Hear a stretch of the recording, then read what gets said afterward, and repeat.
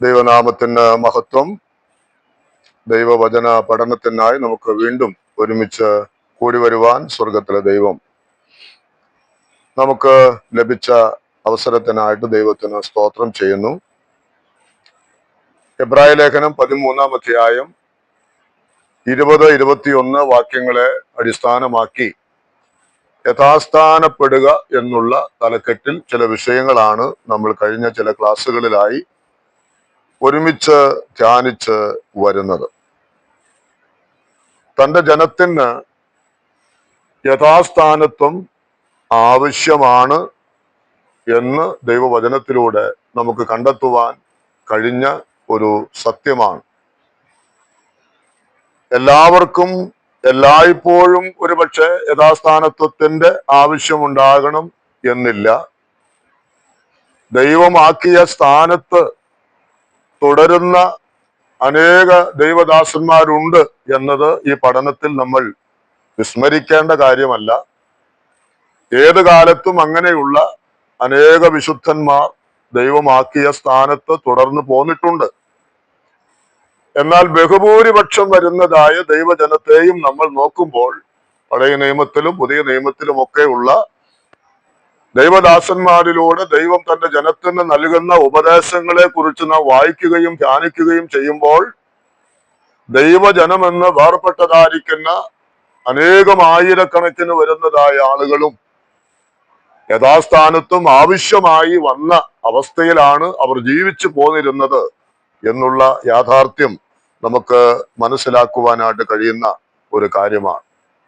അതുകൊണ്ട് ഈ തലമുറയിൽ ജീവിക്കുന്നവരായ നമ്മെ സംബന്ധിച്ചും നമുക്കറിയാം, നമ്മളൊക്കെ പ്രാർത്ഥിക്കുന്ന സമയത്ത് നമ്മുടെ കുറവുകളെ കുറിച്ച് നമ്മൾ ബോധവാന്മാരാണ്. അപ്പോൾ ആ വിഷയത്തിൽ ഒരു യഥാസ്ഥാനത്വത്തിന്റെ ആവശ്യം നമുക്കുണ്ട്. നമ്മൾ ആരും ഒന്നിലും തികഞ്ഞവരാണെന്ന് നമ്മൾ പറയുന്നവരല്ല. തികഞ്ഞവരാകുവാൻ വേണ്ടിയാണ് ഈ ശ്രമങ്ങളെല്ലാം നമ്മൾ നടത്തുന്നത്. അപ്പോൾ ഓരോ ദിനങ്ങളിലും വ്യത്യസ്തമായ നിലകളിൽ നമ്മുടെ വീഴ്ചകളെ കുറിച്ച് ദൈവത്തിന്റെ ആത്മാവ് ബോധം വരുത്തി തരുമ്പോൾ ആ സ്ഥാനത്തേക്ക്, ദൈവമാക്കിയ സ്ഥാനത്തേക്ക് കയറി വരുവാനുള്ളതായിരിക്കുന്ന മനോഭാവവും സമർപ്പണവും നമുക്ക് വളരെ അത്യന്താപേക്ഷിതമാണ്. നമുക്കറിയാം, ഈ വാക്യം പൗലോസ് അപ്പോസ്തലന്റെ സഭയ്ക്ക് വേണ്ടിയുള്ളതായ ഒരു പ്രാർത്ഥന ആയിരുന്നു എന്നുള്ളത് നാം കണ്ടതായ ഒരു സത്യമാണ്. ഈ സ്ഥാനം, ദൈവമാക്കിയതായിരിക്കുന്ന സ്ഥാനത്ത് നിന്നും മാറിപ്പോകുവാൻ ഉണ്ടായതായ കാരണങ്ങളെ കുറിച്ച് നമുക്ക് കാണുവാനായിട്ട് കഴിഞ്ഞു. അത് അവരുടെ പാപമാണ് എന്ന് നമ്മൾ കണ്ടു. ദൈവത്തിന് വിരോധമായിട്ട് ജീവിക്കുന്നതാണല്ലോ പാപം. അവരുടെ ലക്ഷ്യത്തിൽ നിന്ന് അവർ വ്യതിചലിക്കുന്നു. അപ്പൊ ദൈവികമായിരിക്കുന്ന പദ്ധതിയിൽ നിന്ന് വ്യതിചലിച്ചതിനാൽ അവരിൽ പാപം സംഭവിച്ചു. അവർ ചെയ്തതായ പാപം എന്താണ് എന്ന് നാം കഴിഞ്ഞ ക്ലാസ്സിൽ കണ്ടതാണ്. അവർ ചെയ്ത പാപം എന്താണ്?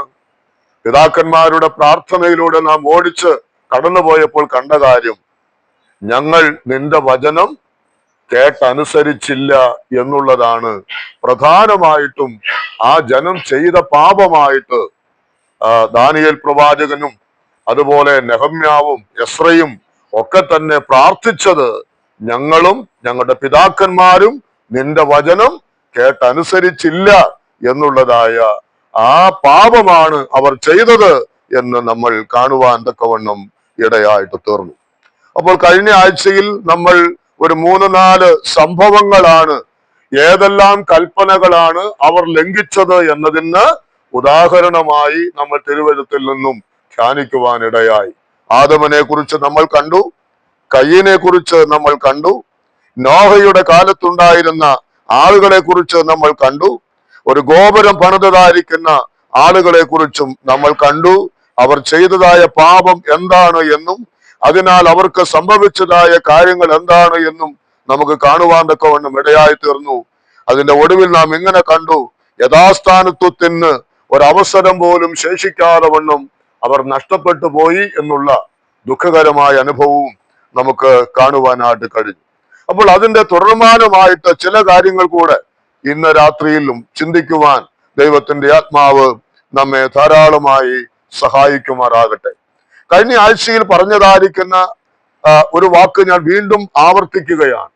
നമ്മുടെ ദൈവം എന്ന് പറഞ്ഞാൽ നിയമങ്ങൾ നൽകുവാൻ അവനാണ് അധികാരമുള്ളത്. കാരണം അവന്റെ സൃഷ്ടിയാണ് നാം ഓരോരുത്തരും. അവന്റെ സൃഷ്ടിയാണ് നാം എന്നുള്ളത് കൊണ്ട് നാം എങ്ങനെ ജീവിക്കണം എന്ന് അവനാണ് തീരുമാനിക്കുന്നത്. അവനാണ് നിയമം നമുക്ക് നൽകുന്നത്. ആ നിയമങ്ങൾ നൽകുമ്പോൾ തന്നെ നിയമം അനുസരിച്ചാൽ അനുഗ്രഹവും ആ നിയമം ലംഘിച്ചാൽ ശിക്ഷയും ഉറപ്പാണ് എന്നതും തിരുവെഴുത്ത് നമ്മെ വ്യക്തമാക്കുന്ന കാര്യമാണ്. അവൻ നിയമങ്ങൾ തന്ന് അവസാനിപ്പിക്കുക മാത്രമല്ല, ആ നിയമങ്ങൾ തരുമ്പോൾ അതനുസരിച്ചാൽ അനുഗ്രഹം.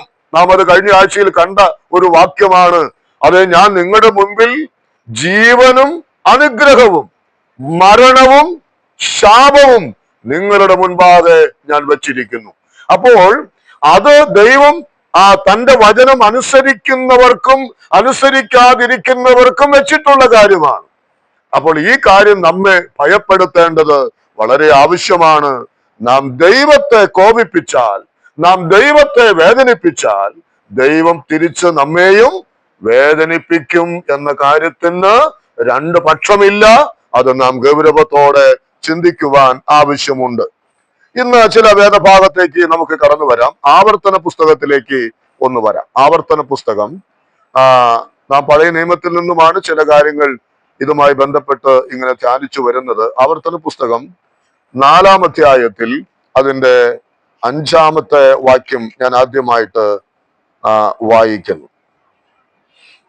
നിങ്ങൾ കൈവശമാക്കുവാൻ ചെല്ലുന്ന ദേശത്ത് നിങ്ങൾ അനുസരിച്ച് നടപ്പാനായി എന്റെ ദൈവമായ യഹോവ എന്നോട് കൽപ്പിച്ചതുപോലെ ഞാൻ നിങ്ങളോട് ചട്ടങ്ങളും വിധികളും ഉപദേശിച്ചിരിക്കുന്നു, അവയെ പ്രമാണിച്ച് നടപ്പി. ഞാൻ ചില വാക്കുകൾ പറയുവാനായിട്ട് ആഗ്രഹിക്കുന്ന ഒരു കാര്യം, ഈ ആവർത്തന പുസ്തകത്തിലും മറ്റ് അനേക പുസ്തകങ്ങളിലും ആവർത്തിച്ചാവർത്തിച്ചു വരുന്നതായ ഒരു വാക്കാണ് നിങ്ങൾ കൈവശമാക്കുവാൻ ചെല്ലുന്ന ദേശം എന്നുള്ള വാക്ക്. നിങ്ങൾ കൈവശമാക്കുവാൻ ചെല്ലുന്നതായ ആ ദേശം, ആ ദേശത്ത് നിങ്ങൾ എങ്ങനെയാണ് നിങ്ങൾ ജീവിക്കേണ്ടത്, എങ്ങനെയാണ് എന്റെ വചനങ്ങൾ നിങ്ങൾ പ്രമാണിക്കേണ്ടത്. നമുക്കറിയാം, അത് ഇവിടെ മോശ ഈ കാര്യം ആവർത്തന പുസ്തകത്തിൽ മിസ്രൈമിൽ നിന്നുള്ളതായിരിക്കുന്ന മിസ്രൈമിന്റെ അകത്തും മിസ്രൈമിൽ നിന്നുള്ളതായിരിക്കുന്ന തന്റെ ജനത്തിന്റെ വിടുതലും അതിനുശേഷം മരുഭൂമിയിലൂടെ ഉള്ളതായിരിക്കുന്ന അവരുടെ യാത്രയും അതെല്ലാം വിവരിക്കുന്ന ഒരു പുസ്തകമായിട്ടാണ് ആവർത്തന പുസ്തകത്തെ നമുക്ക് കാണുവാനായിട്ട് കഴിയുന്നത്. ഇനി അവർ യോർദാൻ കടന്ന് ഇനി അങ്ങോട്ടാ ചെല്ലുന്നത്. ഇനി അടുത്ത സ്റ്റെപ്പ് എന്ന് പറയുന്നത് യോർദാനാണ്. യോർദാൻ കടന്ന് ദൈവം അവർക്ക് വാഗ്ദത്തം ചെയ്തതായ കനാൻ നാട്ടിലേക്ക് അവർക്ക് പ്രവേശനം. അതാണ് ഇനി അവരുടെ മുൻപിൽ ഉണ്ടായിരുന്ന ലക്ഷ്യം എന്ന് പറയുന്നത്. അപ്പോൾ അവിടേക്ക് പ്രവേശിക്കുന്നതിന് മുൻപ് തന്നെ, ദേശം അവർക്ക് കൊടുക്കുന്നതിന് മുൻപ് തന്നെ, മോശയുടെ മരണത്തിന് മുൻപ് തന്നെ വളരെ വ്യക്തമായിട്ട് ദൈവത്തിന്റെ ആത്മാവ് മോശ മുഖാന്തരം ജനത്തോട് സംസാരിക്കുന്ന കാര്യമാണ്, നിങ്ങൾ കൈവശമാക്കുവാൻ ചെല്ലുന്ന ദേശത്ത് അനുസരിച്ച് നടക്കേണ്ടുന്നതായ കൽപ്പന. നമുക്കറിയാം, അനേക ജാതികൾ ഉള്ളതായ ഒരു പ്രദേശമാണ് ഇവര് കൈവശമാക്കുവാൻ ചെല്ലുന്ന ദേശം എന്ന് പറയുന്നത്.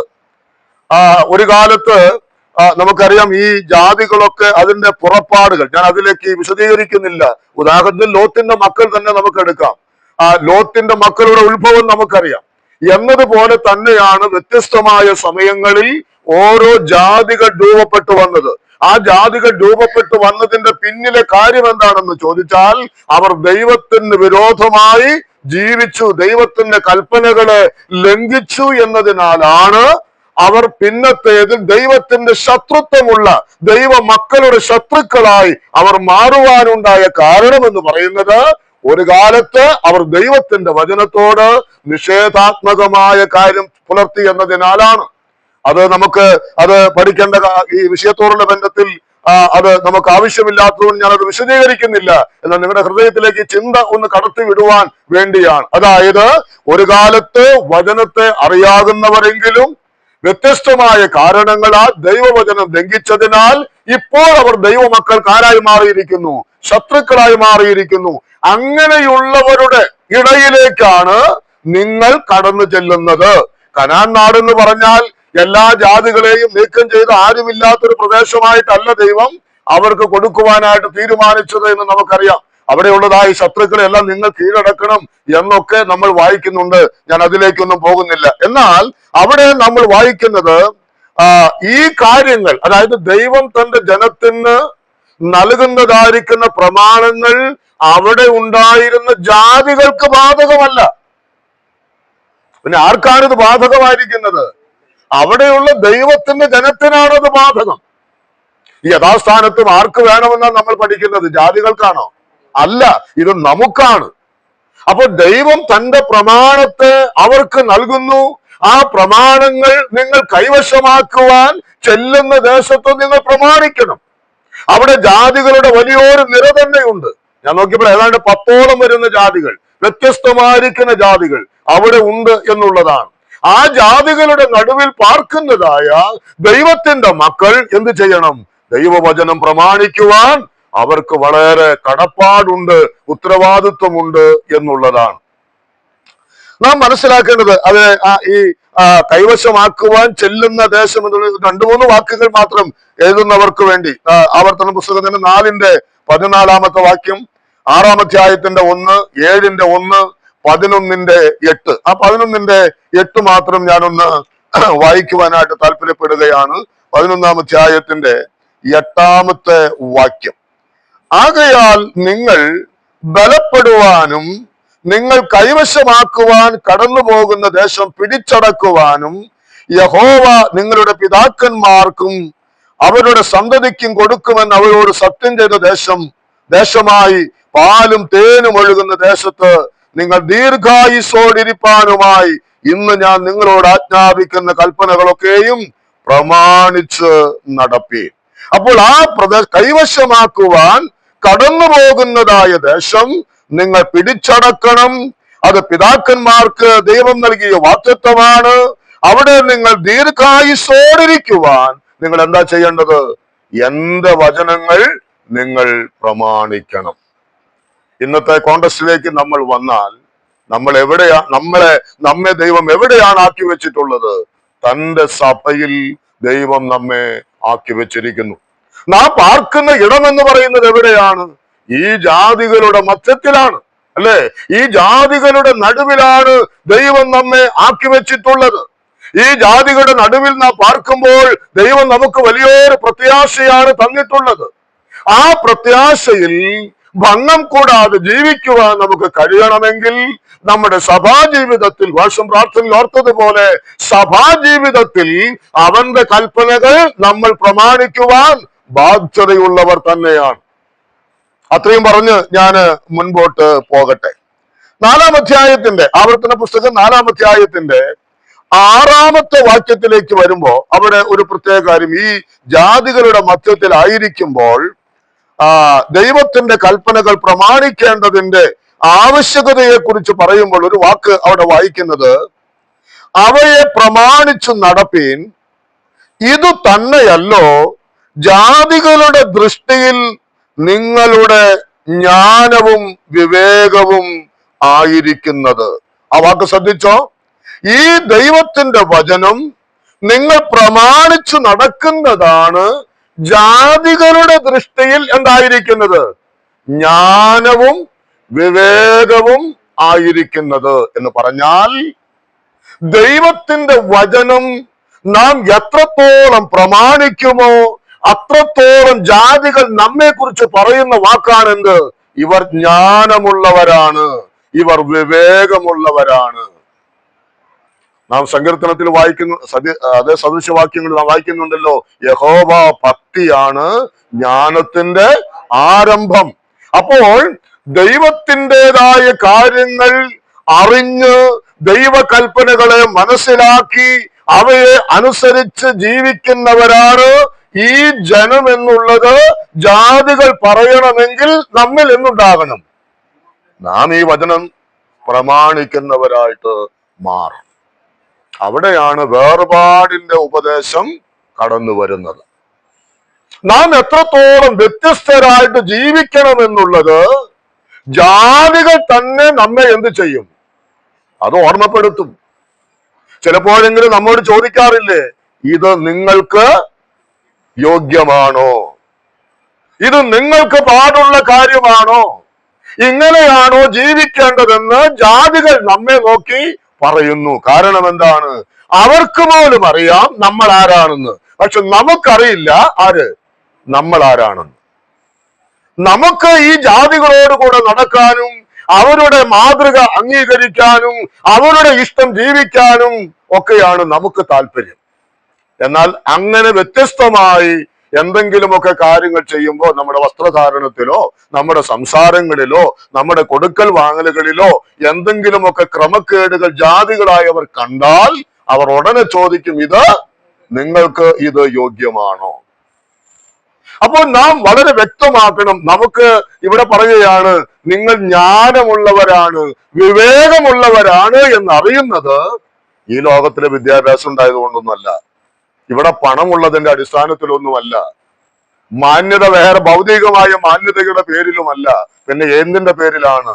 ദൈവത്തിന്റെ വചനം നമ്മൾ എത്രത്തോളം അനുസരിക്കുമോ അത്രത്തോളം നമ്മൾ ജ്ഞാനമുള്ളവരാണ്, അത്രത്തോളം നമ്മൾ വിവേകം ഉള്ളവരാണ് എന്നുള്ളത്. അതിന്റെ 7ാമത്തെ വാക്യത്തിലേക്ക് വരുമ്പോ, അതിന്റെ 7ാമത്തെ വാക്യത്തിൽ അതിന്റെ 6ാമത്തെ വാക്യത്തിന്റെ ഒടുവിലെ വാക്കുകൂടെ ഞാൻ വായിച്ചില്ല. അവർ ഈ കൽപ്പനകളൊക്കെയും കേട്ടിട്ട് ഈ ശ്രേഷ്ഠ ജാതി ജ്ഞാനവും വിവേകവുമുള്ള ജനം തന്നെ എന്ന് പറയും. ഇത് ജാതികൾ പറയുകയാണ്, ഇവരെന്തൊരു ശ്രേഷ്ഠ ജാതിയാണ്, എത്രയോ അനുഗ്രഹിക്കപ്പെട്ട ഒരു ജനമാണ് ഇവരെന്ന് ആര് പറയും? ജാതികൾ പറയും. അങ്ങനെ നമ്മെക്കുറിച്ച് വല്ല കമന്റും നമ്മൾ കേൾക്കാറുണ്ടോ? നമ്മെക്കുറിച്ച് ആരാ എന്തൊക്കെ പറയണേ? മാറിയിരുന്നിട്ട് ആളുകൾ നമ്മെക്കുറിച്ച് ഒരുപാട് കാര്യം എന്തൊക്കെയാണെന്നൊക്കെ പറഞ്ഞാലും ചില നന്മയൊക്കെ ജാതികൾ മാറിയിരുന്ന് അവര് പറയും. കുറ്റമൊക്കെ നമ്മുടെ മുഖത്ത് നോക്കി പറഞ്ഞാലും ജീവിതത്തിലുള്ള ചില വ്യത്യസ്തതകൾ മാറി നിന്ന് പറയും. പക്ഷെ നാം സൂക്ഷിക്കേണ്ട കാര്യം എന്താണ്? നമ്മുടെ ജീവിതത്താൽ ഈ ശ്രേഷ്ഠ ജാതിയാണ് നമ്മൾ എന്നുള്ള ആ പദവിക്കൊരു കോട്ടം വരാതെ നമ്മൾ സൂക്ഷിക്കണം. അതിന്റെ 7ാമത്തെ വാക്യത്തിൽ നമ്മുടെ ദൈവമായ യഹോവയോട് നാം വിളിച്ചപേക്ഷിക്കുമ്പോഴൊക്കെയും അവൻ നമുക്ക് അടുത്തിരിക്കുന്നത് പോലെ ദൈവം ഇത്ര അടുത്തിരിക്കുന്ന ശ്രേഷ്ഠ ജാതി ഏതുള്ളൂ. 8ാം വാക്യം, ഞാൻ ഇന്ന് നിങ്ങളുടെ മുമ്പിൽ വെക്കുന്ന ഈ സകല ന്യായപ്രമാണവും പോലെ ഇത്ര നീതിയുള്ള ചട്ടങ്ങളും വിധികളും ഉള്ള ശ്രേഷ്ഠ ജാതി ഏതുള്ളൂ. അതിന്റെ താഴെ, അത് നിങ്ങൾ മറക്കരുത്, നിങ്ങളുടെ മക്കളോട് ഉപദേശിക്കണം എന്ന കാര്യമൊക്കെ അവിടെ പറയുന്നതായിട്ട് നമുക്ക് കാണുവാനായിട്ട് കഴിയും. പ്രിയമുള്ളവരെ, നമ്മെ ഈ ലോകത്തിൽ നിന്നും വ്യത്യസ്തരാക്കുന്നത് എന്താണ്? മനസ്സിലായോ? നമ്മെ ഈ ലോകക്കാരിൽ നിന്ന് വ്യത്യസ്തരാക്കുന്നത് എന്താണ്?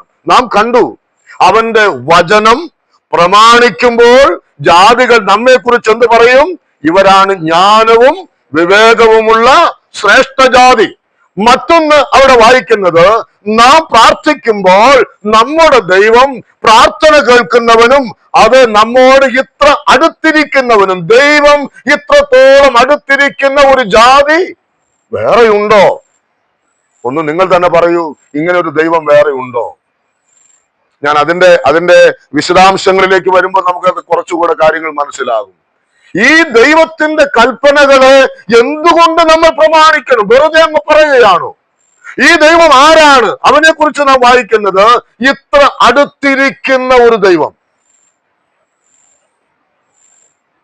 ഇത്രമാത്രം നമ്മോട് ചേർന്നിരിക്കുന്ന ദൈവം. നമുക്കറിയാവുന്ന വാക്കുകളാണത്. ത്രിയേക ദൈവത്തിന്റെ സാന്നിധ്യം.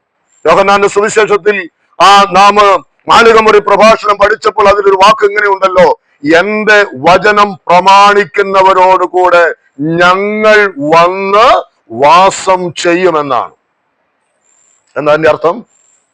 ദൈവത്തെ സ്നേഹിച്ച് അവന്റെ കൽപ്പനകളെ നാം പ്രമാണിക്കുമ്പോൾ ത്രിയേക ദൈവത്തിന്റെ ഏറ്റവും അടുത്ത സാന്നിധ്യം അവർക്കുണ്ടാകും. ഇതുപോലെ ശ്രേഷ്ഠജാതി വേറെ ഏതാണ് ഉള്ളത്? ബാക്കിയുള്ള ആളുകളൊക്കെ ദൈവത്തെ തേടി അങ്ങോട്ടും ഇങ്ങോട്ടും ഒക്കെ ഓടി നടക്കുകയാണ്. എന്നിട്ട് ചെല്ലുമ്പോഴൊന്നും മുഖത്ത് നോക്കൂല, കണ്ണും തുറക്കൂല.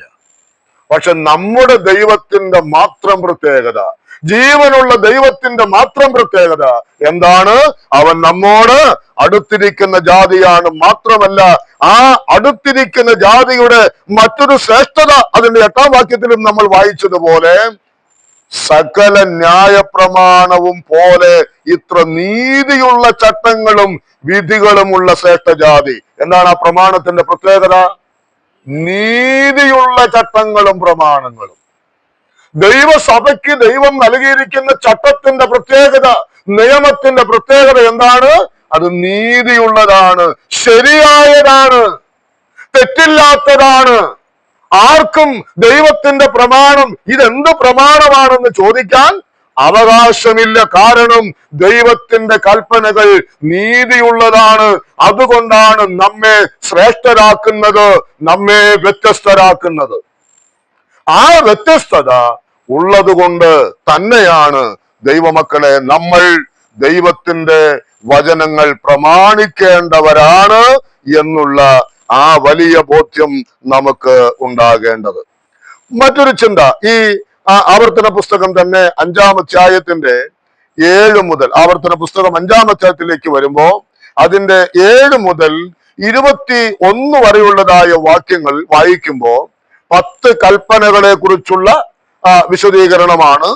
അതേ കാര്യം തന്നെ പുറപ്പാട് പുസ്തകം 20-ാം അധ്യായം 1-ാമത്തെ വാക്യം മുതൽ 17-ാമത്തെ വാക്യം വരെയും 10 കൽപ്പനകൾ മോശ മുഖാന്തരം ദൈവം നൽകുന്നതാണ് അവിടെ നമ്മൾ വായിക്കുന്നത്. ഞാൻ അതിന്റെ വിശദാംശങ്ങളിലേക്ക് ഞാൻ കടക്കുന്നില്ല. എന്നാൽ ആവർത്തന പുസ്തകം 5-ാം അധ്യായത്തിന്റെ 27-ാമത്തെ വാക്യം ഞാൻ ഒന്ന് വായിക്കാം. നീ അടുത്ത് ചെന്ന് നമ്മുടെ ദൈവമായ യഹോവ അരുളി ചെയ്യുന്നതൊക്കെയും കേൾക്ക. നമ്മുടെ ദൈവമായ യഹോവ നിന്നോട് അരുളി ചെയ്യുന്നത് ഒക്കെയും ഞങ്ങളോട് പറക, ഞങ്ങൾ കേട്ട് അനുസരിച്ചു കൊള്ളാം. എന്താണ് അന്ന് ഇസ്രായേൽ മക്കൾ പറഞ്ഞത്? ഞങ്ങൾ നിന്റെ വാക്കുകൾ, ദൈവമായ യഹോവ നിന്നോട് പറയുന്ന വാക്കുകളെല്ലാം ഞങ്ങൾ കേട്ട് അനുസരിച്ചു കൊള്ളാം. ആ ജനം ഭയപ്പെട്ടതിന്റെ ഒരു കാരണമുണ്ട്. ഞങ്ങൾ അനുസരിച്ചു കൊള്ളാം എന്നവർ പറഞ്ഞതിനൊരു കാരണം അതിന്റെ പുറകിലുള്ള വാക്യങ്ങൾ വായിച്ചാൽ അറിയാം. നമുക്ക് അതൊന്ന് മനസ്സിലാക്കാൻ വേണ്ടി നമുക്ക് ഒരു വാക്യം ഒന്ന് വായിക്കാം. എബ്രായ ലേഖനം 12-ാം അധ്യായത്തിന്റെ 25-ാമത്തെ വാക്യത്തിലേക്ക് വരുമ്പോ ആ സംഭവം പൗലോസ് അപ്പോസ്തലൻ രേഖപ്പെടുത്തുന്ന സമയത്ത് 12-ാം അധ്യായത്തിന്റെ 18-ാമത്തെ വാക്യം മുതൽ നമ്മൾ വായിക്കുന്നുണ്ടല്ലോ. സ്ഥൂലമായതും തീ കത്തുന്നതുമായ പർവ്വതത്തിനും മേഘതമസ്, കൂരിരുട്ട്, കൊടുങ്കാറ്റ്, കാഹളനാദം, വാക്കുകളുടെ ശബ്ദം എന്നിവയ്ക്കും അടുക്കൽ അല്ലല്ലോ നിങ്ങൾ വന്നിരിക്കുന്നത്. അന്ന് ഇസ്രായേൽ മക്കൾ നിന്നത് എവിടെയായിരുന്നു? ഇതെല്ലാം നടന്ന മലയുടെ മുൻപിലായിരുന്നു. എന്നാൽ ഇന്ന് നാം അങ്ങനെയുള്ള ഒന്നിന്റെ അടുക്കൽ അല്ല വന്നിട്ടുള്ളത്. എന്നാൽ ആ സംഭവം അന്ന് നടന്ന കാര്യത്തെ കുറിച്ച് പൗലോസ് അത് രേഖപ്പെടുത്തുമ്പോൾ പറയുകയാണ്. എന്താണ് ആ അന്നത്തേതിന്റെ അനുഭവം? എന്താണ്? സ്ഥൂലമായത് എന്ന് പറഞ്ഞാൽ സ്പർശിക്കുവാൻ കഴിയാത്ത തീ കത്തുന്നതായ പർവ്വതം, മേഘതമസ്, കൂരിരുട്ട്. ഞാനത് വിശദീകരിക്കുന്നില്ല. എന്ന് പറഞ്ഞാൽ ഒരാൾക്കും അങ്ങോട്ട് അടുത്ത് ചെല്ലാൻ പറ്റാത്ത നിലയിലുള്ള ഭയാനകമായ ഒരു കാഴ്ചയായിരുന്നു അന്ന് ഇസ്രായേൽ മക്കൾ കാണുവാനിടയായത്. ആ ദൈവത്തോട് കൂടെയാണ് കഴിഞ്ഞ ദിനരാത്രങ്ങൾ ആരായിരുന്നത്? മോശ എന്ന ദൈവഭക്തനായിരുന്നത്. ആ ദൈവഭക്തന് മലയുടെ മുകളിൽ നിന്ന് ഇറങ്ങി വരുമ്പോൾ അവിടെയാണിതാ ഈ പർവ്വതം ഈ നിലയിലൊക്കെ ഇസ്രായേൽ മക്കൾ കാണുന്നത്. എന്നിട്ടാണ് അവർ പറഞ്ഞു, നാം ഇവിടെ താഴെ വായിക്കുന്നുണ്ട്, ആ ശബ്ദം കേട്ടവർ ഇനി ഒരു വചനവും തങ്ങളോട് പറയരുത് എന്ന് അപേക്ഷിച്ചു. ദൈവം നേരിട്ട് ഞങ്ങളോടൊന്നും പറയണ്ട, നീ അതാണല്ലോ നാം ആവർത്തന പുസ്തകത്തിൽ വായിച്ചത്. നീ കേട്ടിട്ട് അത് ഞങ്ങളോട് വന്ന് ഒന്ന് പറഞ്ഞാൽ മതി. അത്രത്തോളം ആ ദൈവജനം ഭയപ്പെട്ടു. ആ ദൈവത്തിന്റെ മുമ്പാകെ അവർ വല്ലാതെ ഭയപ്പെടുവാനിടയായി. അതുകൊണ്ടാണ് അവർ ഏറ്റു പറഞ്ഞത്, ഞങ്ങൾ അതൊക്കെ അനുസരിച്ചു കൊള്ളാം. അപ്പൊ ദൈവത്തെ കുറിച്ചുള്ളതായ ഒരു ഭയം, അതൊരു പക്ഷേ നമ്മെ കൊല്ലുമെന്നുള്ള ഭയമാണോ? അല്ല. നാം സങ്കീർത്തനത്തിൽ വായിക്കുന്നുണ്ടല്ലോ, യഹോവയെ ഭയപ്പെട്ട് അവന്റെ വഴികളിൽ ഇഷ്ടപ്പെടുന്ന ഏവനും ഭാഗ്യവാൻ. യഹോവയെ ഭയപ്പെട്ട് അവന്റെ കൽപ്പനകളിൽ ഏറ്റവും ഇഷ്ടപ്പെടുന്ന മനുഷ്യൻ ഭാഗ്യവാൻ. അപ്പോൾ യഹോവയെ നാം ഭയപ്പെടണം. നാം ദൈവത്തെ ഒരു നാളും ഭയപ്പെടാതെ പോകരുത്. ദൈവത്തെ നമ്മൾ ഭയപ്പെടണം. കാരണം ആ ദൈവം ഭയപ്പെടുവാൻ യോഗ്യനാണ്. നാം വായിച്ചതുപോലെ പർവ്വതത്തിൽ ആരെങ്കിലും തൊട്ടാൽ അവൻ മരിച്ചു വീഴും. ആ അവസ്ഥയാണ്. അവിടെ പൗലോസ് പറയുന്നത്, ആ ശബ്ദം കേട്ടവർ ഇനി ഒരു വചനവും തങ്ങളോട് പറയരുതേ എന്ന് അപേക്ഷിച്ചു. 21-ാം വാക്യത്തിൽ ഞാൻ അത്യന്തം പേടിച്ചു വിറയ്ക്കുന്നുവെന്ന് മോശയും പറയത്തക്കവണ്ണം ആ കാഴ്ച ഭയങ്കരമായിരുന്നു എന്നാണ്. മോശ പോലും വിറച്ചുപോയി. അതുവരെ താൻ ആരോട് കൂടെ ഇരുന്ന് ഈ ദൈവത്തോടു കൂടെയാണ്. പക്ഷേ പർവ്വതത്തിന്റെ മേൽ വെളിപ്പെട്ടപ്പോൾ ആ പർവ്വതത്തിൽ ഉണ്ടായ അത്ഭുതമായ കാര്യങ്ങൾ മോശയെ പോലും വിറപ്പിച്ചു കളഞ്ഞു എന്നാണ് നമ്മൾ മനസ്സിലാക്കുന്നത്. അപ്പൊ ഞാൻ ഇവിടെ പറഞ്ഞു വന്നതിന്റെ താല്പര്യം എന്ന് പറഞ്ഞാൽ, ഈ 10 കൽപ്പനകൾ ദൈവം ഒരു പലകമേൽ എഴുതി മോശ മുഖാന്തരം നൽകി. അവരെ താഴേക്ക് വരുന്ന സമയത്ത് ജനം പറയുകയാണ്, ഞങ്ങളെല്ലാം അനുസരിച്ചു കൊള്ളാം, ഞങ്ങളത് അനുസരിച്ചു കൊള്ളാം. അത് കേട്ടപ്പോൾ ദൈവത്തിന്റെ ഒരു മറുപടി അവിടെ ഉണ്ട്. 27-ാമത്തെ വാക്യം, അതിന്റെ മുകളിൽ ദൈവം അത് കേട്ടു എന്ന് വായിക്കുന്നുണ്ട്. അല്ല, ദൈവം അത് ഇവരുടെ ഈ കാര്യം പറയുമ്പോൾ 27, നീ അടുത്ത് ചെന്ന് നമ്മുടെ ദൈവമായ യഹോവ അരുളി ചെയ്യുന്നതൊക്കെയും അതിന്റെ 28-ാം വാക്യം, നിങ്ങൾ എന്നോട് സംസാരിച്ച വാക്കുകൾ യഹോവ കേട്ട് എന്നോട് കൽപ്പിച്ചത്. ഈ ജനം നിന്നോട് പറഞ്ഞ വാക്ക് ഞാൻ കേട്ടു, അവർ പറഞ്ഞതൊക്കെയും നല്ലത്. ജനം ആരോട് പറഞ്ഞു അനുസരിച്ചു കൊള്ളാമെന്ന്? മോശയോട് പറഞ്ഞു. അപ്പോൾ ദൈവം പറയുകയാണ്, അവരാ പറഞ്ഞത് നല്ലത്. സ്തോത്രം. അപ്പൊ നമ്മുടെ ഒരു തീരുമാനത്തെ, നമ്മുടെ ഒരു സമർപ്പണത്തെ ദൈവം അതെന്തുമാത്രം വിലമതിക്കുന്നു എന്ന് നമ്മൾ ഓർക്കണം. അത് വിശദീകരിക്കുന്നില്ല. എന്നിട്ട് താഴെ വായിക്കുന്നത്, അവർക്കും അവരുടെ മക്കൾക്കും എന്നേക്കും നന്നായിരിക്കാൻ അവർ എന്നെ ഭയപ്പെടേണ്ടതെന്നും എന്റെ കൽപ്പനകളൊക്കെയും പ്രമാണിക്കേണ്ടതെന്നും ഇങ്ങനെയുള്ള ഹൃദയം അവർക്ക് എപ്പോഴും ഉണ്ടായിരുന്നെങ്കിൽ എത്ര നന്ന്.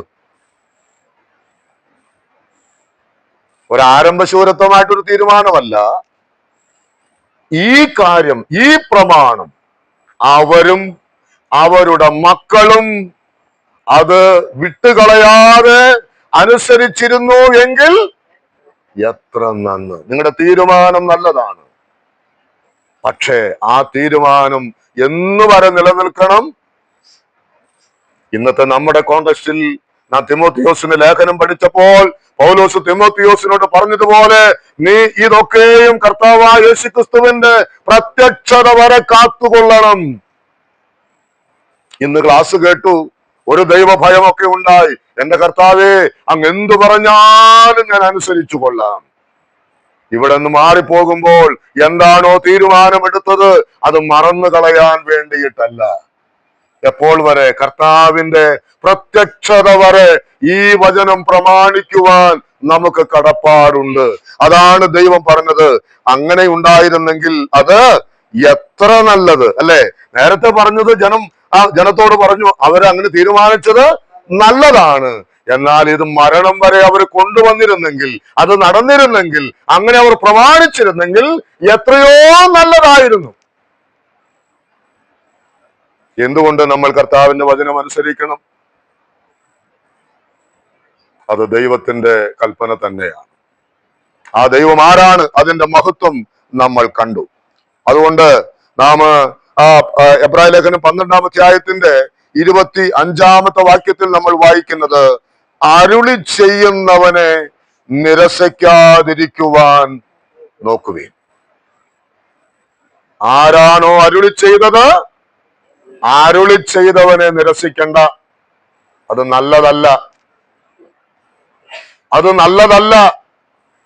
ദൈവം ഒരു വാക്ക് നമ്മോട് പറഞ്ഞാൽ അത് ദൈവത്തിന്റെ അരുളപ്പാടാണ്. ആ ദൈവത്തിന്റെ അരുളപ്പാടോട് നാം നോ പറയരുത്. നിരസിക്കാതിരിപ്പാൻ നോക്കുവിൻ. അതിന്റെ ഒടുവിലത്തെ വാക്യം, ആ വാക്കൊന്ന് പറഞ്ഞു തീർത്തോട്ടെ. ഭൂമിയിൽ അരുളി ചെയ്തവനെ നിരസിച്ചവർ തെറ്റി ഒഴിയാതെ ഇരുന്നുവെങ്കിൽ സ്വർഗത്തിൽ നിന്ന് അരുളി ചെയ്യുന്നവനെ നാം വിട്ടുമാറിയാൽ എത്രയധികം. അന്ന് ഭൂമിയിൽ മോശ എന്ന ദൈവഭക്തനെ അനുസരിക്കാതിരുന്ന ദൈവജനത്തിന്റെ മേൽ ദൈവം നൽകിയ ന്യായവിധിയുടെ വാക്കുകൾ നമുക്കറിയാം. അങ്ങനെയെങ്കിൽ ഇതാ ഇന്ന് സ്വർഗത്തിൽ നിന്ന് ശബ്ദം. ആരുടെ ശബ്ദമാണ്? നമ്മുടെ കർത്താവിന്റെ ശബ്ദമാണ്. ആ അരുളി ചെയ്യുന്നവനെ, അവൻ എവിടെ നിന്നാണ് അരുളി ചെയ്യുന്നത്? നാം അവിടെ താഴേക്കൊക്കെ വായിക്കുന്നുണ്ടല്ലോ. സിയോൻ പർവ്വതത്തിനും ജീവനുള്ള ദൈവത്തിന്റെ നഗരമായ സ്വർഗീയ യെരൂശലേമിനും അനേകായിരം ദൂതന്മാരുടെ സർവ്വസംഘത്തിനും സ്വർഗത്തിൽ പേരെഴുതിയിരിക്കുന്ന ആദ്യജാതന്മാരുടെ സഭയ്ക്കും എല്ലാവരുടെയും ദൈവമായ ന്യായാധിപതിക്കും ശുദ്ധന്മാരായ നീതിമാന്മാരുടെ ആത്മാക്കൾക്കും പുതുനിയമത്തിന്റെ മധ്യസ്ഥനായ യേശുവിനും ഹാബേലിന്റെ രക്തത്തെക്കാൾ ഗുണകരമായി സംസാരിക്കുന്ന പുണ്യാഹ രക്തത്തിനും അടുക്കലത്രേ നിങ്ങൾ വന്നിരിക്കുന്നത്. അപ്പോൾ ആരാണ് അരുളി ചെയ്യുന്നത്? ഇപ്പോ നമ്മുടെ കർത്താവാണ്. അവനെ കുറിച്ചുള്ള ആ വിശദീകരണമാണ് നമ്മൾ വായിച്ചു കേട്ടത്. അവനാണ് അരുളി ചെയ്യുന്നത്, മോശയല്ല, ഇന്നത്തെ സഭാ ശുശ്രൂഷകന്മാരല്ല. മറിച്ച് ആരാണ് അരുളി ചെയ്യുന്നത്? സ്വർഗത്തിലെ ദൈവമാണ്, കർത്താവാണ്. അവൻ അരുളി ചെയ്യുന്നതിനെ നിരസിക്കാതിരിപ്പാൻ നോക്കുവിൻ. അതിന്റെ 29-ാമത്തെ വാക്യം കൂടെ ഞാൻ വായിക്കട്ടെ. നമ്മുടെ ദൈവം ദഹിപ്പിക്കുന്ന ദൈവമല്ലോ, ദഹിപ്പിക്കുന്ന അഗ്നിയല്ലോ. ആരാണ് നമ്മുടെ ദൈവം? ദഹിപ്പിക്കുന്ന അഗ്നിയാണവൻ. അവൻ അതിന് അധികാരമുണ്ട്. അതുകൊണ്ട് അരുളി ചെയ്തവനെ നിരസിക്കാതിരിപ്പാൻ നമ്മൾ നോക്കേണ്ടത് വളരെ ആവശ്യമായ കാര്യമാണ്. രണ്ടാമതൊരു വേദഭാഗത്തേക്ക് ഞാൻ വീണ്ടും വരാം. ആവർത്തന പുസ്തകം 11-ാം അധ്യായത്തിലേക്ക് വരാം. ആവർത്തന പുസ്തകം 11-ാം അധ്യായത്തിന്റെ 1 മുതൽ 9 വരെയുള്ളതായ വാക്യങ്ങൾ. ആവർത്തന പുസ്തകം 11-ാം അധ്യായം അതിന്റെ 1 മുതൽ 9 വരെയുള്ളതായ വാക്യങ്ങൾ. അതിന്റെ 1-ാമത്തെ വാക്യം ഞാൻ വായിക്കാം. ആകയാൽ നിന്റെ ദൈവമായ യഹോവയെ നീ സ്നേഹിച്ച് അവന്റെ പ്രമാണവും ചട്ടങ്ങളും വിധികളും കൽപ്പനകളും എല്ലായ്പ്പോഴും പ്രമാണിക്കണം. എന്തുകൊണ്ട് പ്രമാണിക്കണം? അതാണ് താഴെയുള്ള വാക്യങ്ങൾ നമ്മെ ഉത്ബോധിപ്പിക്കുന്നത്. നാം അത് ശാന്തമായിട്ട് വായിക്കണം, അത് നമ്മൾ ധ്യാനിക്കണം. നിങ്ങൾ അവന്റെ ചട്ടങ്ങളും കൽപ്പനകളും എന്ത് ചെയ്യണം? പ്രമാണിക്കണം. അത് മസ്റ്റാണ്. എന്തുകൊണ്ട്? ഒരു ചോദ്യം അവിടെ ഉണ്ട്. അതിന്റെ ഉത്തരം ഞാൻ ചുരുക്കമായി നിങ്ങളോട് പറയാം. എല്ലാം അത് വായിച്ച് ഞാൻ കേൾപ്പിക്കുന്നില്ല. അവിടെ മിസ്രയീമിൽ തുടങ്ങി ദൈവം എന്ത് ചെയ്തിട്ടുണ്ട്? ഈ ജനത്തിന് വേണ്ടി പ്രവർത്തിച്ചിട്ടുണ്ട്. ഞാൻ അതിന്റെ ഒന്ന് രണ്ട് വാക്കുകൾ പറഞ്ഞാൽ പെട്ടെന്ന് നിങ്ങൾക്ക് അത് കണക്റ്റഡ് ആവും. അതായത് അവിടെ ഒരു വാക്യം, 2-ാമത്തെ വാക്യം കൂടെ വായിക്കുമ്പോൾ മനസ്സിലാകും. നിങ്ങളുടെ ദൈവമായ യഹോവയുടെ ശിക്ഷ, അവന്റെ മഹത്വം, അവന്റെ ബലമുള്ള കൈ, അവന്റെ നീട്ടിയ ഭുജം, താഴെ അവന്റെ അടയാളങ്ങൾ, അവന്റെ പ്രവൃത്തികൾ. 4-ാം വാക്യത്തിൽ കുതിരകളോടും രഥങ്ങളോടും അവൻ ചെയ്തത്, 4-ന്റെ ഒടുവിൽ ഇന്ന് കാണുന്നത് പോലെ അവരെ നശിപ്പിച്ചത്, നിങ്ങളോട് ചെയ്തത്, ദാഥാനോടും അബീരാമിനോടും ചെയ്തത്, ഭൂമി പിളർന്ന് അവരെയും കുടുംബങ്ങളെയും കൂടാരങ്ങളെയും നശിപ്പിച്ചു കളഞ്ഞത്, ഇതെല്ലാം നിങ്ങൾ കണ്ടും കേട്ടുമുള്ള കാര്യമാണ്. 7-ാമത്തെ വാക്യത്തിൽ യഹോവ ചെയ്ത മഹാപ്രവൃത്തികളൊക്കെയും നിങ്ങൾ കണ്ണാലെ കണ്ടിരിക്കുന്നുവല്ലോ. അതുകൊണ്ട് നിങ്ങൾ എന്ത് ചെയ്യണം? ഈ കൽപ്പനകളൊക്കെ നിങ്ങൾ പ്രമാണിക്കണം. ഈ ദൈവം ആരാണെന്ന് നിങ്ങൾ കണ്ടവരാണ്. നിങ്ങളുടെ കണ്ണാലെ നിങ്ങൾ കണ്ടവരാണ്. ഇന്നവര് ചെങ്കടലൊക്കെ കടന്ന് മരുഭൂമിയിലൂടെയും കടന്നു വന്ന് യോർദാൻ ഇക്കര വന്ന് നിൽക്കുന്ന സമയമാണ്. അതുകൊണ്ടാണല്ലോ ഈ മറ്റേ കോരഹിനെയും നാദാബിനെയും അബീഹൂരിനെ കുറിച്ച് ഇവിടെ പരാമർശിക്കാനുള്ള കാരണം? അപ്പോൾ ദൈവം ഒന്നാമത് നാം ഇവിടെ വായിക്കുന്നുണ്ട്, നിങ്ങളുടെ ദൈവമായ യഹോവയുടെ ശിക്ഷ. ഈ ജനം അത് എത്രയോ കണ്ടതാണ്. നമുക്കറിയാം, മിസ്രയീമിൽ നിന്ന് പുറപ്പെട്ടതിൽ യോശുവയും കാലേബും ഒഴികെ ഒരുത്തൻ പോലും എവിടേക്ക് കടന്നില്ല? കനാൻ നാട്ടിലേക്ക് കടന്നില്ല. നാം കൊരിന്ത്യ ലേഖനത്തിൽ അതേക്കുറിച്ച് വായിക്കുമ്പോൾ എന്താ മനസ്സിലാക്കുന്നത്? മരുഭൂമിയിൽ ആ ജനം പട്ടുപോയി എന്നാണ്. മരുഭൂമിയിൽ ആ ജനം പട്ടുപോയി. എന്താ കാരണം? ദൈവകൽപ്പനയുടെ ലംഘനമാണ്. അതുപോലെ തന്നെ മോശയ്ക്ക് വിരോധമായി സംസാരിച്ച, ഇവിടെ നമ്മൾ വായിച്ചതുപോലെ നാദാബും അബീഹൂരും, അവരെയും അവരുടെ കുടുംബങ്ങളെയും എന്ത് ചെയ്തുവെന്നാണ്? ഭൂമി പിളർന്നവരെ വിഴുങ്ങിക്കളഞ്ഞു. ഇത് നിങ്ങൾ കണ്ടതാണ്. പിന്നെ മിസ്രയീമിനോട് ചെയ്തതായിരിക്കുന്ന ശിക്ഷ, അതും നിങ്ങൾ കണ്ടതാണ് അല്ലേ? അവിടെ ദൈവം അവിടെ വായിച്ചതുപോലെ ആ ബലമുള്ള കൈ, അവന്റെ നീട്ടിയ ഭുജം നിങ്ങൾ കണ്ടതാണ്. അതിലൂടെ എന്താ ദൈവം ചെയ്തത്? ശത്രുവിനെ ചെങ്കടലിൽ ദൈവം മുക്കിക്കളഞ്ഞു എന്നുള്ളതാണ്. അപ്പോൾ അതൊക്കെ നിങ്ങൾ കണ്ടതാണ്, നിങ്ങൾ അറിഞ്ഞവരാണ്. അതുകൊണ്ട് നിങ്ങൾ എന്ത് ചെയ്യണം? ഈ ദൈവത്തിന്റെ കൽപ്പനകൾ നിങ്ങൾ പ്രമാണിക്കുവാൻ തക്കവണ്ണം ഇടയായിട്ട് തീരണം എന്നുള്ളത്. ഈ ദൈവത്തിന്റെ മഹത്വത്തെ കുറിച്ച് ഞാൻ ചിന്തിച്ചപ്പോൾ 4-ാം അധ്യായത്തിന്റെ 33-ാമത്തെ വാക്യം, ഈ ആവർത്തന പുസ്തകം തന്നെ 4:33 വായിക്കുന്നത്, തീയുടെ നടുവിൽ നിന്നും സംസാരിക്കുന്ന ദൈവം മോശയോട് സംസാരിച്ചത് എവിടെ നിന്നിട്ടാ? തീയുടെ നടുവിൽ നിന്നിട്ടാ സംസാരിച്ചത്.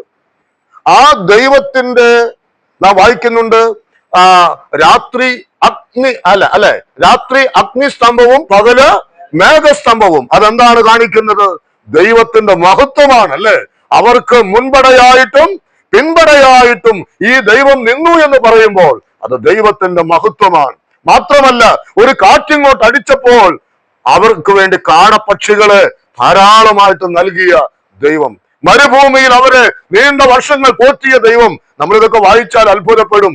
നിങ്ങളുടെ ചെരുപ്പിന്റെ വാറ് തേഞ്ഞിട്ടില്ല, നിങ്ങളുടെ വസ്ത്രം പഴകിപ്പോയിട്ടില്ല. അതൊക്കെ എന്താ കാണിക്കുന്നത്? ജീവനുള്ള ദൈവത്തിന്റെ മഹത്വമാണ്. അപ്പോൾ ഇതൊക്കെ അനുഭവിച്ച ജനത്തോട് പറയുകയാണ്, നിങ്ങൾ അവന്റെ കൽപ്പനകൾ പ്രമാണിക്കണം. ഇത് നമ്മോടുമുള്ള ദൈവത്തിന്റെ വ്യവസ്ഥയല്ലേ? നമ്മെയും ദൈവം രക്ഷിച്ചിട്ട് എത്രയോ വർഷങ്ങളായി. നമ്മൾ കണ്ടില്ലേ ഇതൊക്കെ? നമ്മളും എത്രയോ ഇതൊക്കെ അനുഭവിച്ചവരാണ്. നാമും തെറ്റ് ചെയ്തപ്പോൾ ഇവന്റെ അടി നമുക്കും കിട്ടിയിട്ടില്ലേ? ദൈവത്തിന്റെ അടി ആർക്കും കിട്ടിയിട്ടില്ലേ? അത്രയ്ക്ക് പരിശുദ്ധന്മാരാണോ നമ്മളൊക്കെ? അല്ല. ദൈവത്തിന്റെ അടി നമുക്ക് കിട്ടിയിട്ടുണ്ട്. നാമും വേദനിച്ച് കരഞ്ഞിട്ടുണ്ട് ഇല്ലേ? നമ്മളും കരഞ്ഞിട്ടുണ്ട്. കർത്താവെ ക്ഷമിക്കണമേ എന്ന് ഇന്ന് പകലിലും എത്രയോ വട്ടം ദൈവസന്നദ്ധിയിൽ പറഞ്ഞിട്ടുണ്ട്. എന്താ അതിന്റെ കാരണം? ഈ ദൈവം മഹാദൈവമാണ്. അവൻ ശിക്ഷിക്കുന്ന ദൈവമാണ്. അവൻ മഹത്വമുള്ള ദൈവമാണ്. ആ ദൈവത്തെ നാമും കഴിഞ്ഞ നാളുകളിലൊക്കെ എത്രയോ രുചിച്ച് അറിഞ്ഞവരാണ് എന്നുള്ളത് കൊണ്ട് ഈ കർത്താവിനെ, അവന്റെ വചനത്തെ പ്രമാണിക്കുവാൻ നമുക്ക് കഴിയേണ്ടത് വളരെ ആവശ്യമായ കാര്യമാണ്. ഒരു വാക്കുകൂടെ ഇരമ്യാവിന്റെ പ്രവചനത്തിലേക്ക് ഒന്ന് വരാം. ഇതുമായി ബന്ധപ്പെട്ട് ഇരമ്യാ പ്രവചനം 2-ാം അധ്യായത്തിന്റെ നമുക്കറിയാവുന്ന വാക്യങ്ങളാണ്, എങ്കിലും പഠനത്തോടുള്ള ബന്ധത്തിൽ ചിന്തിക്കാം. ഇരമ്യാവിന്റെ പ്രവചനം 2-ാം അധ്യായം അതിന് 4-5 വാക്യങ്ങളിൽ, യാക്കോബ് ഗ്രഹവും ഇസ്രായേൽ ഗ്രഹത്തിലെ സകല വംശങ്ങളുമായുള്ളവരെ, യഹോവയുടെ അരുളപ്പാട് കേട്ടുകൊള്ളുവീൻ. യഹോവ ഇപ്രകാരം അരുളി ചെയ്യുന്നു, നിങ്ങളുടെ പിതാക്കന്മാർ എന്നെ വിട്ടകന്ന് മിഥ്യാമൂർത്തികളോട് ചേർന്ന് വ്യർത്ഥന്മാരായി തീരുവാൻ തക്കവണ്ണം അവർ എന്നിൽ എന്തൊരു അന്യായം കണ്ടു. ഈ ദൈവത്തെ വിട്ടുകളഞ്ഞു ആര്? ഇസ്രായേൽ ജനം. ദൈവം വേദനയോടെ ചോദിക്കുകയാണ്, ഇവർ എന്നിൽ എന്ത് അന്യായമാണ് കണ്ടത്? അതിന്റെ താഴേക്കുള്ള വാക്യങ്ങൾ വായിക്കുമ്പോൾ 11 മുതൽ 13 വരെയുള്ള വാക്യങ്ങൾ വായിക്കുന്നുണ്ട്. മഹത്വമായവനെ അവരെന്ത് ചെയ്തു? മാറ്റിക്കളഞ്ഞു. മഹത്വമായവനെ പ്രയോജനമില്ലാത്തതിന് പകരം മാറ്റിക്കളഞ്ഞിരിക്കുന്നു. ജീവജലത്തിന്റെ ഉറവായ എന്നെ ഉപേക്ഷിച്ച് വെള്ളമില്ലാത്ത പൊട്ടക്കിണറുകളെ തന്നെ കുഴിച്ചിരിക്കുന്നു. ഇത് ലോകജാതികളെ കുറിച്ചല്ല. ആരെ കുറിച്ചാണ്? ദൈവ മക്കളെ കുറിച്ചാണ്. നാം ദൈവത്തിന്റെ വചനം പ്രമാണിക്കുവാൻ ബാധ്യതയുള്ളവരാണ്. ഞാൻ ചോദിക്കട്ടെ, എന്തുകൊണ്ട് നമുക്ക് ഈ മഹത്വമായവനെ അനുസരിക്കുവാൻ കഴിയുന്നില്ല? എന്തുകൊണ്ട് ദൈവത്തെ ഭയപ്പെടുവാൻ, അവന്റെ കൽപ്പനകളെ ഇഷ്ടപ്പെടുവാൻ, അവന്റെ വചനം പ്രമാണിക്കുവാൻ നമുക്ക് കഴിയുന്നില്ല? നാം ആരോടായി മത്സരിക്കുന്നത്? എന്തിനായി മത്സരിക്കുന്നത്? എന്തിനാ അനുസരണക്കേട് കാണിക്കുന്നത്? ഒരുപക്ഷെ നിങ്ങൾ ആശ്ചര്യപ്പെട്ടത് എന്താ ഇങ്ങനെയൊക്കെ പറയുന്നത്? നമ്മുടെ ജീവിതത്തിൽ അനുദിനവും തിരുത്തപ്പെടേണ്ട അനേകം കാര്യങ്ങൾ ഇനിയും ആവശ്യമാണ്. നാം യഥാസ്ഥാനപ്പെട്ടേ മതിയാകും. ആ യഥാസ്ഥാനത്വം ഉണ്ടാകണമെങ്കിൽ നാം എന്ത് ചെയ്യണം? ദൈവത്തിന്റെ വചനങ്ങൾ വളരെ ശക്തമായി നാം അത് അനുസരിക്കുവാനായിട്ട് നമുക്ക് സാധിക്കേണ്ടത് വളരെ ആവശ്യമാണ്. അപ്പോസ്തല പ്രവൃത്തികളിലേക്ക് വരുമ്പോൾ അപ്പോസ്തലനായിരിക്കുന്ന പത്രോസ് അതേക്കുറിച്ച് പറയുമ്പോൾ 3-ാം അധ്യായം അപ്പോസ്തല പ്രവൃത്തി 3:13-14 വാക്യങ്ങളിൽ നാം വായിക്കുമ്പോൾ അവിടെ വായിക്കുന്നു, ദൈവം മഹത്വപ്പെടുത്തിയവനെ നിങ്ങൾ തള്ളിപ്പറഞ്ഞു എന്നാണ്. അത് ഇസ്രായേൽ ജനം, അത് യഹൂദന്മാർ ചെയ്ത കാര്യമാണ്. എന്ത്? ദൈവം മഹത്വപ്പെടുത്തിയവനെ നിങ്ങൾ തള്ളിപ്പറഞ്ഞു, നിങ്ങൾ അവനെ കൊന്നുകളഞ്ഞു. 4-ാം അധ്യായത്തിന്റെ 11-ാമത്തെ വാക്യത്തിൽ നാം വായിക്കുന്നു, നിങ്ങൾ അവനെ തള്ളിക്കളഞ്ഞു. വേറെ ഇതര ഭാഗങ്ങളിലൊക്കെ നാം വായിക്കുന്നുണ്ട്, നിങ്ങൾ അവനെ ക്രൂശിച്ചു കൊന്നു, നിങ്ങൾ അവനെ തറപ്പിച്ചു കൊന്നു. ഇല്ലേ? ഇസ്രായേൽ മക്കൾ യോഹന്നാൻ 1:11 അവൻ സ്വന്തത്തിലേക്ക് വന്നു, സ്വന്തമായവരോ അവനെ കൈക്കൊണ്ടില്ല. എന്താ കാരണം? അവർക്ക് അവനെ അംഗീകരിക്കുവാൻ മനസ്സ് വന്നില്ല എന്നുള്ളതാണ്. എബ്രായ ലേഖനം 6-ാം അധ്യായത്തിന്റെ 6-ാമത്തെ വാക്യത്തിൽ നാം നേരത്തെ തുടക്കത്തില് ആ കാര്യങ്ങൾ കണ്ടതാണ്. ആ വാക്യം ഞാൻ ഒന്നുകൂടെ പറഞ്ഞ് അവസാനിപ്പിക്കാം. തങ്ങൾക്ക് തന്നെ ദൈവപുത്രനെ വീണ്ടും ക്രൂശിക്കുന്നവരായി മാറുന്നു. ആര്? ഈ ദൈവത്തിന്റെ പ്രമാണത്തെ ലംഘിക്കുന്നവരെ സംബന്ധിച്ച്. ഈ ദൈവം ആരാണെന്ന് മനസ്സിലാക്കി അവന് വേണ്ടി ജീവിക്കുവാൻ സമർപ്പിക്കപ്പെട്ടവർ അതിന് വിരോധമായി ജീവിക്കുമ്പോൾ നമ്മൾ ചെയ്യുന്ന കാര്യം എന്താണ്?